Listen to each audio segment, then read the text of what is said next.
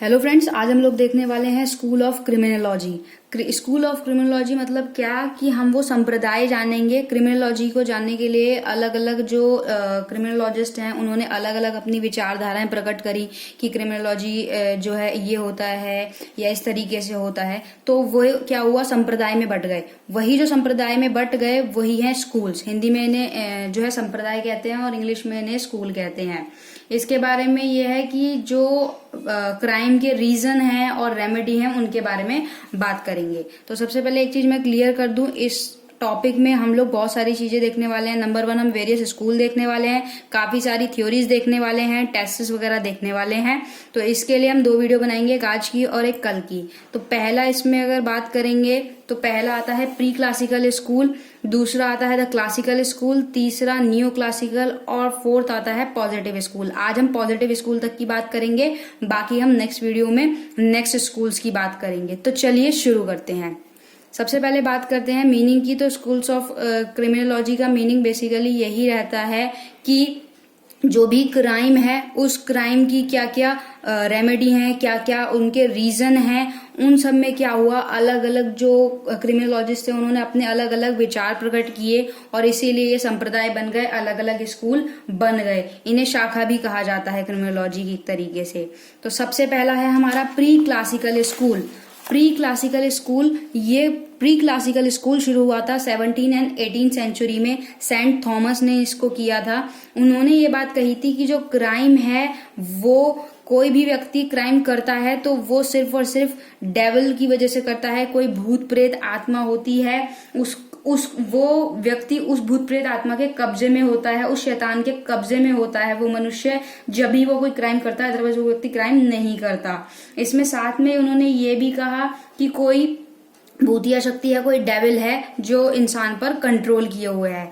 और दूसरी उन्होंने बात कही कि कोई भी व्यक्ति जो है बॉर्न होता है क्रिमिनल, मतलब यहाँ से नहीं बनता, उन्होंने वो बॉर्न होता है, जन्म से ही क्रिमिनल होता है। इस टाइम के जो लोग थे 17-18 सेंचुरी के और प्री क्लासिकल स्कूल के, ये लोग बिलीव करते थे स्पिरिचुअल लेवल पे, आध्यात्मिक लेवल पे, ये लोग इनका आत्मा, प्रेत आत्मा वगैरह पे बिलीव ज्यादा था।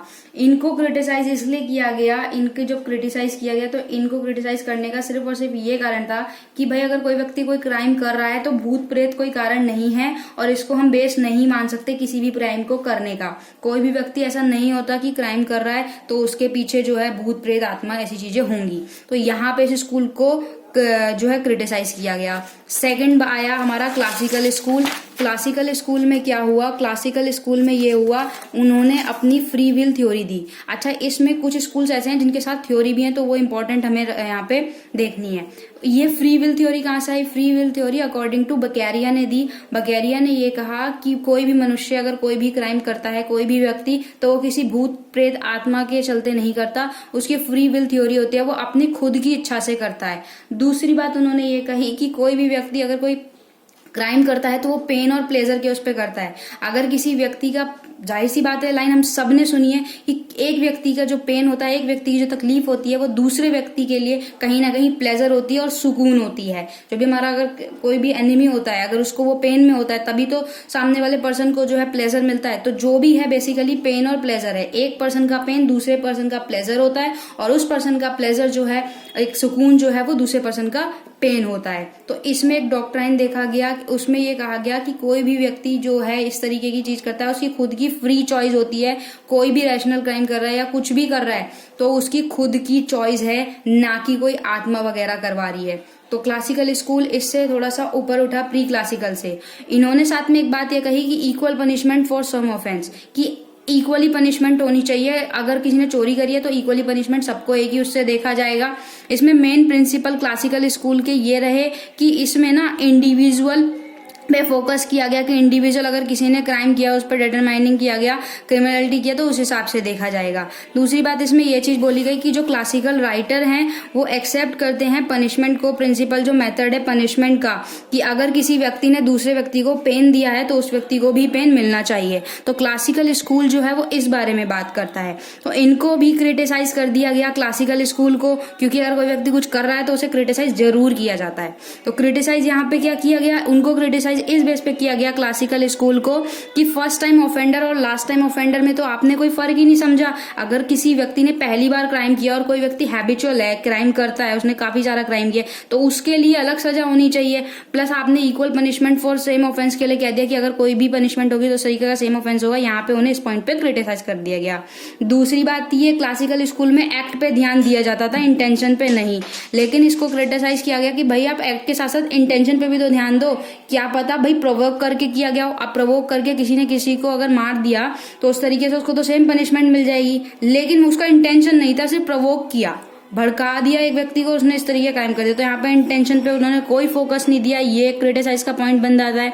तीसरी बात ये, पर्सन का स्टेट ऑफ माइंड क्या है, क्या पता वो मेंटल हो, क्या पता वो इनकॉम्पिटेंस हो, कुछ भी हो सकता है, तो उसके लिए अलग सजा होनी चाहिए। एक बच्चे के लिए अलग सजा है, जुवेनाइल होम्स वगैरह होते हैं, एक अडल्ट के लिए अलग सजा है, तो वो सारी चीजें। फोर्थ, इन्होंने पनिशमेंट के लिए काफी जो चीजें हैं वो नहीं ध्यान में बताई कि भाई अगर पागल कोई क्राइम करता है तो ये सजा रहेगी, या इस तरीके से कोई क्राइम करता है तो ये सजा रहेगी, तो ये इसके यहाँ पे क्रिटिसाइज किए गए। एंड थर्ड वन हमारा आया new classical school. New classical school classical school से अपग्रेड था। इन्होंने ये बात कही, न्यू क्लासिकल स्कूल ने, नाम से पता चल रहा है न्यू क्लासिकल स्कूल यानी कि एक तरीके से नवीन ही हो गया। तो इसमें क्या बोला इन्होंने, इसमें इन्होंने ये चीज बोली कि अगर कोई भी व्यक्ति फर्स्ट टाइम ऑफेंड कर रहा है या लास्ट टाइम ऑफेंड कर रहा है तो इनका ये था कि जो क्राइम है ना उसका कारण क्या है, उसका कारण ये नहीं है, प्लेन और प्लेजर नहीं है। कई बार क्योंकि क्लासिकल स्कूल ने बोला प्लेन और प्लेजर, इन्होंने बोला कि ऐसा नहीं है, उसका कोई ये नहीं है कि कोई अगर व्यक्ति क्राइम कर रहा है तो सुखी होकर कर रहा है या ऐसी भी परिस्थितियां कर रहा है।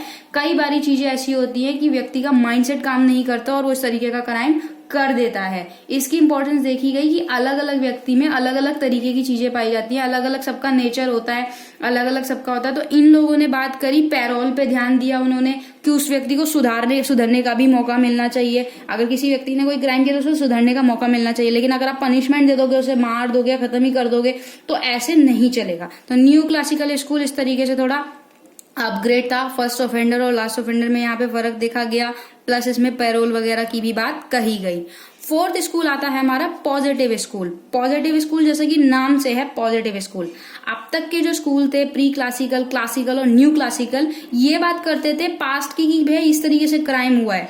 पॉजिटिव स्कूल बात करता है कि भाई पॉजिटिव स्कूल में ये बात करी जाती है कि अगर कोई भी व्यक्ति ने जैसे मान लीजिए क्राइम कर दिया तो उसमें ये देखा जाता है कि उसकी फ्री विल है, ना तो ये चीज देखी जाएगी कि फ्री विल वगैरह का, ना ही ऑफेंडर वगैरह का ऐसा कुछ देखा जाएगा। पॉजिटिव स्कूल को क्या हुआ, पॉजिटिव स्कूल के लिए ना 3 क्रिमिनोलॉजिस्ट जो थे बहुत ही फेमस थे। सबसे पहले थे एक तो ये ना पॉजिटिव स्कूल जो था इटालियन क्रिमिनोलॉजी से आया था। इटालियन क्रिमिनोलॉजिस्ट जो थे उन्होंने किया था और इसके 3 एलिमेंट बताए थे। फर्स्ट वन है सेजर लोम्बारेजो। इनका जन्म हुआ था 1836 में और 1909 में इनकी डेथ हो गई थी। इन्होंने क्या किया, कंट्रीब्यूशन कैसे किया था, इन्होंने 3 तरीकों से इन्होंने बताया कि भाई अगर कोई भी व्यक्ति क्राइम करता है या कोई भी इस तरीके की सिचुएशन आती है जहां पे व्यक्ति क्राइम कर रहा है या उस तरीके की कोई भी चीजें कर रहा है, तो इन्होंने बेसिकली ये चीज ध्यान दी थी कि फिजिकल क्रिमिनल टाइप होता है। इन्होंने ये बात बोल दी कि भाई अगर कोई व्यक्ति क्रिमिनल होगा उसकी खोपड़ी ऐसी होगी या ये सारी चीजें ऐसे होंगी, भाई इस तरीके से वो चीजें होंगी। अगर वो करता है तो मेन 3 कैटेगरी में बांट दिया। पहला वो है कि वह तो बोर्न क्रिमिनल हुआ है, दूसरा वो है इंसेंस क्रिमिनल है, और तीसरा वो है कि उसका फिजिकल जो क्रिमिनल टाइप है वो ही जो है क्रिमिनल है। अब इनको यहाँ पे क्रिटिसाइज कर दिया गया। अब आप ये तो नहीं बोल सकते ना कि कोई भी व्यक्ति बॉर्न क्रिमिनल है। कई बारी क्या होता है, एनवायरमेंट के पर्सन के आसपास के वातावरण के हिसाब से वो क्रिमिनल बन जाता है, उसको भड़का दिया जाता है, सारी चीजें होती हैं। तो यहाँ पे सदरलैंड की डेफिनेशन हमने पहले ही पढ़ी थी कि कोई भी व्यक्ति अगर क्राइम करता है तो जरूरी नहीं उसके इंडिविजुअल फिनोमिना पे भी हो, उसके सोशल फिनोमिना पे भी डिपेंड करता है कि वो क्रिमिनल है या क्या उसके आसपास का एनवायरमेंट है। तो इस पॉइंट पे उनको क्रिटिसाइज कर दिया गया क्योंकि इन्होंने जो है इंडिविजुअल पे बात करी, सोशल फिनोमेना पे बात ही नहीं करी कि बॉर्न नहीं होता है वो क्रिमिनल, ऐसे नहीं हो सकता। दूसरा एक बात हुई एनरिको फेरी। एनरिको फेरी का जन्म जो है 1856 में हुआ और ये 1856 के बाद 1928 में उनकी डेथ हो गई। फेरिस ने ये बात बोली कि बायोलॉजिकल जो रीजन है वो इनफ नहीं है कि वही व्यक्ति की क्राइम है या ये व्यक्ति क्रिमिनल नहीं है, ये आप एक पर्सन के बायोलॉजिकल उस पर नहीं कर सकते। उस पर्सन का, हर पर्सन का इमोशनल रिएक्शन कुछ और होता है, सोशल वगैरह कुछ और होता है, ज्योग्राफिकल कंडीशन कुछ और होती है।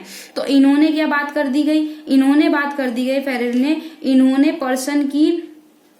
पर्सन की क्या बात करी, इन्होंने पर्सन की ये बात करी कि कोई भी पर्सन है तो इसका इमोशनल रिएक्शन अलग होता है, सोशल वगैरह अलग होता है। इन्होंने कहीं ना कहीं क्रिमिनल सोशियोलॉजी पे आ गए, क्योंकि ये सोशियोलॉजी के भी अच्छे वो थे, तो ये सोशियोलॉजी पे आ गए कि भाई इस तरीके से आप नहीं कर सकते। तो एनरिको फेरेरी ने क्या किया, एनरिको फेरेरी ने अपना कॉन्ट्रीब्यूशन दिया। कैसे कॉन्ट्रीब्यूशन दिया, उन्होंने ये कहा कि मेन 3 फैक्टर होते हैं क्रिमिनल सिचुएशन के, मेन 3 फैक्टर हैं। पहला तो फिजिकल और ज्योग्राफिकल होगा कि उसकी भाई भौतिक वो चीजें कैसी हैं। अब क्या है ना, जो गर्म प्रदेश में रहते हैं तो उनको गुस्सा ज्यादा आता है कंपैरेटिवली जो ठंडे प्रदेश में रहते हैं। आप ये देखो, जो पहाड़ी वगैरह होते हैं हिमाचल वगैरह साइड के, वो उन लोगों को थोड़ा कम गुस्सा आता है। लेकिन आप राजस्थान वगैरह के यहाँ पे या अदर यूपी साइड के ही देख लीजिए, उन लोगों को ज्यादा गुस्सा आता है। मैं किसी को यहाँ पे पॉइंट नहीं कर रही हूँ, बट एक बात कह रही हूँ कि ज्योग्राफिकल कंडीशन भी क्या क्या चीजें रहती हैं।